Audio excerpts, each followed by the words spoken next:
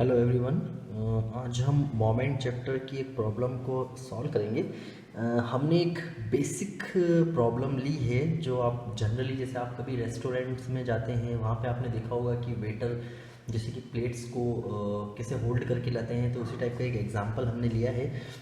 इस एग्जांपल में आपको जैसे कि दिख रहा है कि एक वेटर ने जैसे कि किसी ट्रे को एक होल्ड कर रखा है, उसमें थंब एंड फिंगर के बीच की डिस्टेंस आपको दी हुई है 0.1 मीटर एंड थंब और प्लेट का सेंटर जहाँ से कि टोटल वेट प्लेट का एक्ट कर रहा है W, उन दोनों के बीच की डिस्टेंस दी हुई है 0.25 मीटर। तो सबसे पहले जैसे कि आपको पता है कि प्लेट को होल्ड करने के लिए जो थंब जो प्लेट के ऊपर वेट जो फोर्स जो लगाएगा वो लगाएगा डाउनवर्ड नीचे की ओर, और फिंगर्स एक्ट करेंगे ऊपर की ओर।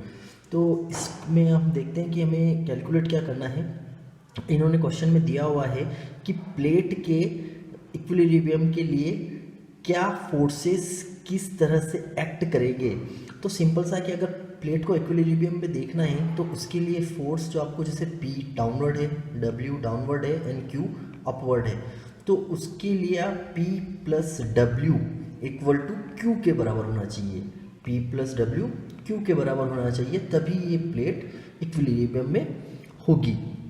अब नेक्स्ट देखते हैं कि अब इन्होंने दिया हुआ है कि if mass of a tray, यानी कि mass of a tray W, आपको W दिया हुआ है 0.12 kg, calculate the magnitude of force W।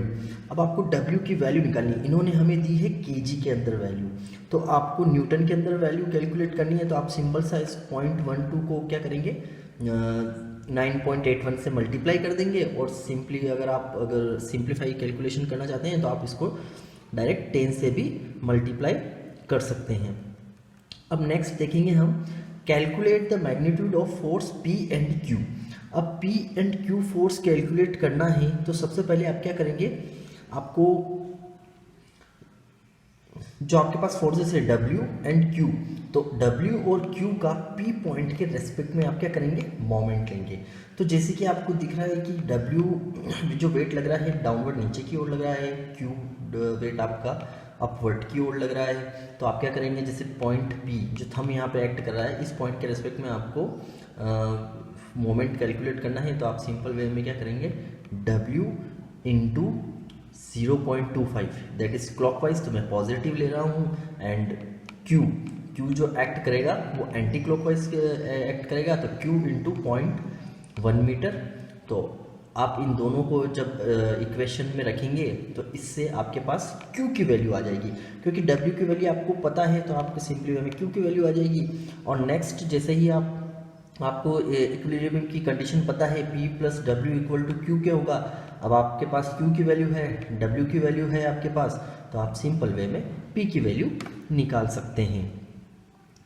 अब नेक्स्ट आपसे एक और चीज़ पूछा गया है इस क्वेश्चन के अंदर, the waiter place a glass on a tray. जैसे कि वेटर अगर कोई एक ग्लास ट्रे के ऊपर रखता है तो आपको ट्रे पे पोजीशन निकालनी है उस ग्लास की, कि उस ग्लास को कहाँ रखा जाए कि फोर्स P जो लग रहा है थंब के कारण वो एज इट इज सेम रहे, मतलब कि P की वैल्यू चेंज नहीं होनी चाहिए। तो सिंपल सा है कि अपने को पता है कि अपने जो इक्विलिब्रियम की कंडीशन निकाली थी उसमें अपने को क्लियर दिख रहा है कि P plus W equal to Q होना चाहिए। तो P plus W equal to अगर जब Q होना चाहिए, तो जब P की वैल्यू सेम रखनी है तो ऑब्वियसली बात है आपको इक्विलिब्रियम के लिए ग्लास को कहाँ रखना पड़ेगा, at the position of point Q के ऊपर आपको ग्लास को रखना पड़ेगा।